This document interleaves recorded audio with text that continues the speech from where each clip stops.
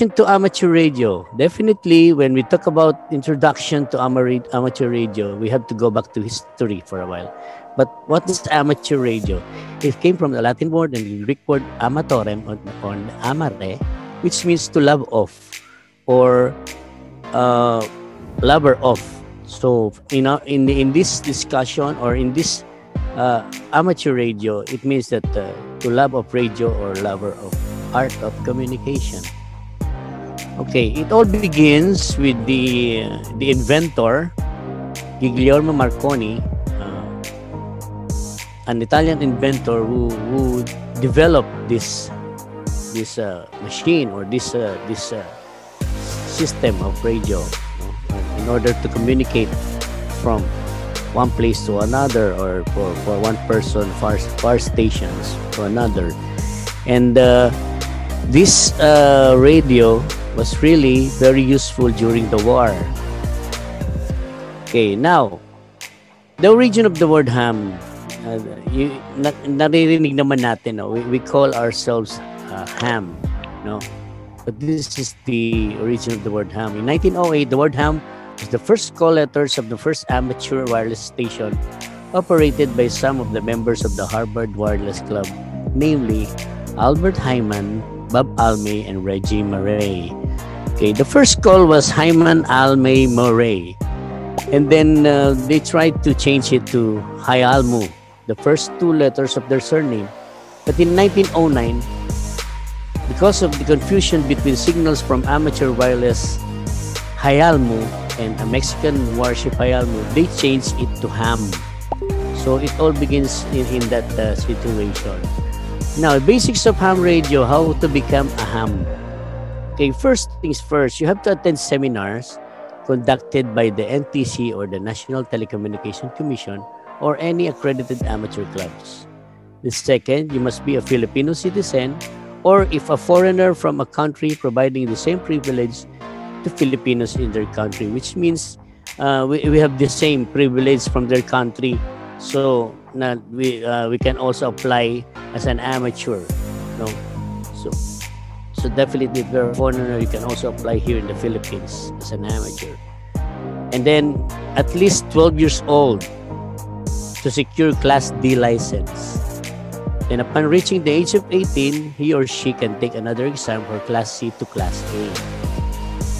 Then must have the ability to transmit and receive messages in English or in Filipino or in any Philippine dialect, Spanish or Arabic. This is in our case in the Philippines. No?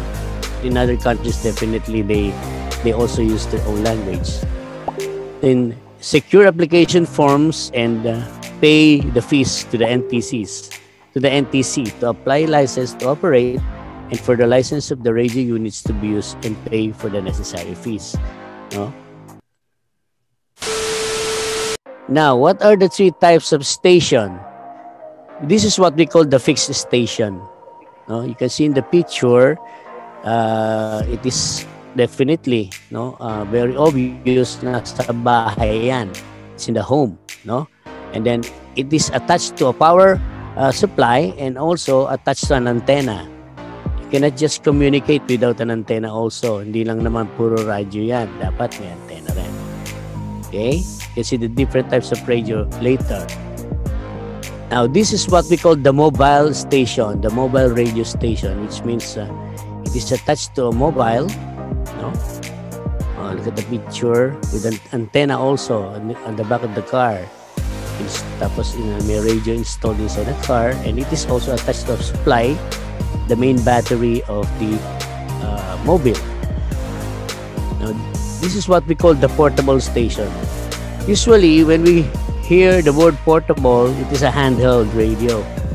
That is the basic one. But this one, you can see in the picture, it is an improved go bag, go kit.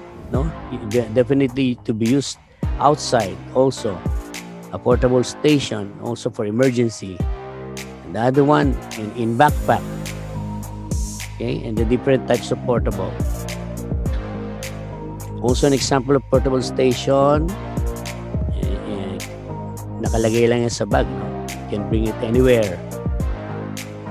The person there at the right side of the picture, his power supply or his power coming from a solar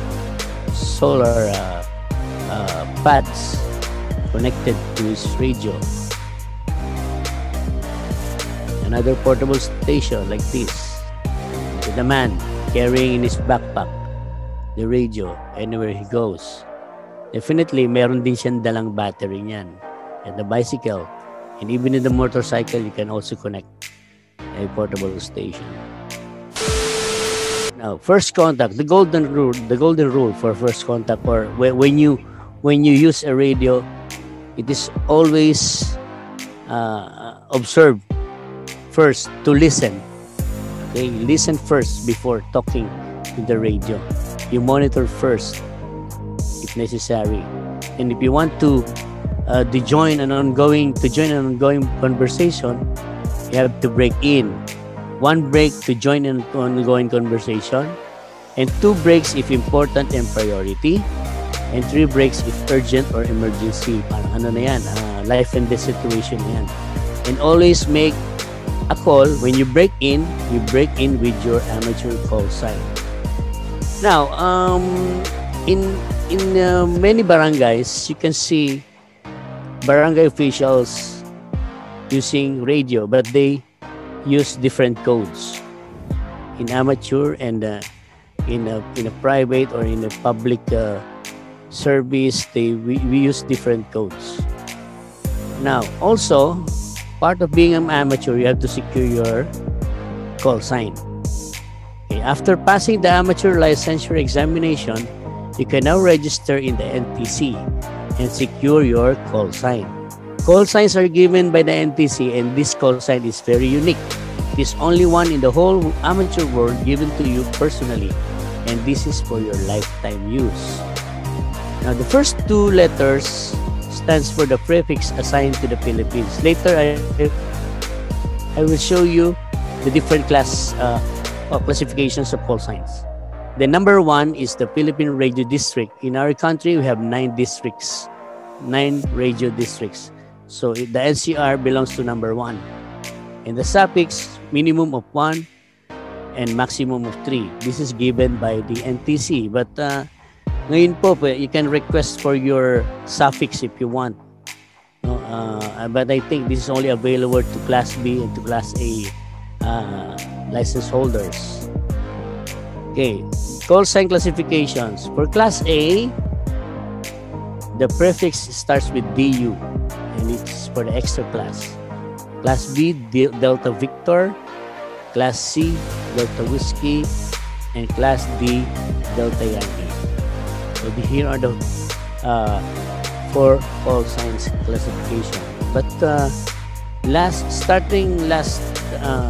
year, 2 years ago, the NTC decided to have a new set of prefix for the amateurs. You can see here the different prefix, which the 4I, 4H, 4G, 4E, 4F. That's also classified as the A, B, C, D. And the special call signs, the 4 Delta, the Delta Zulu, and the DX. DX is the prefix for the club call sign. Now, in the amateur, we use the Q codes. What are they? If radio users for the military, police, civic organizations, emergency and rescue teams, firefighters, and some local government officials and government services use 10 codes, in the amateur world we use Q codes. These codes have their own meaning, and this was created to shorten the conversation both for regular and emergency contacts. But in the amateur world, plain language or plain conversation is much encouraged and appreciated. I repeat, plain language and plain conversation is much encouraged and appreciated. Para hindi na po tayo mahirapan, direct na po. Okay, next. Here are the examples of some examples of Q codes. Hindi ko na po i-elaborate yan. You can print screen if you want on your own. Now, phonetic alphabet is also very important in amateur. The phonetic alphabet is a special alphabet used by the U.S. military before and other military branches. The main purpose of the phonetic alphabet is to provide a clearer way in spelling out words or passing any letter or numbers in general over a radio or other communication devices. And this is now being used not only in military communications but also in the regular radio communications like in the amateur use. No? Kasi minsan po, when we open our radio, sometimes it's not clear to be heard by the other person you're talking. So it is much better that you spell out the words in phonetic. Okay. Here are the sample phonetic alphabet. International phonetic alphabet from Alpha to Zulu, from A to Z. Okay. Next, one part also of the amateur hobby is also to learn Morse code. And Morse code is also very important to radio communication. It is a method of transmitting text information, a series of on and off signals. Method used in the telecommunication to encode text characters as standardized sequences of two different signal durations called the dots and the dashes, or the dits and the das. Morse code is named after Samuel Morse, an inventor of the telegraph. Okay, the International Morse code encodes the 26 English letters A through Z, some non-English letters, the Arabic numerals, and a small set of punctuation. In an emergency, Morse code can be generated by improvised methods such as turning a light on and off, tapping on an object, or sounding a horn or whistle, making it one of the simplest and most versatile methods of telecommunication. The most common distress signal is SOS, 3 dots, 3 dashes, and 3 dots, internationally recognized by a treaty. Here's an example of the device that's being used to encode a Morse code, the paddle, and the Morse code decoder. And ito po yung, you can see in the picture also the International Morse code pattern. Now, what are the different amateur activity? We have the day exchange, the day expedition, the field day. We also have contests and community service like in Ares and Hero.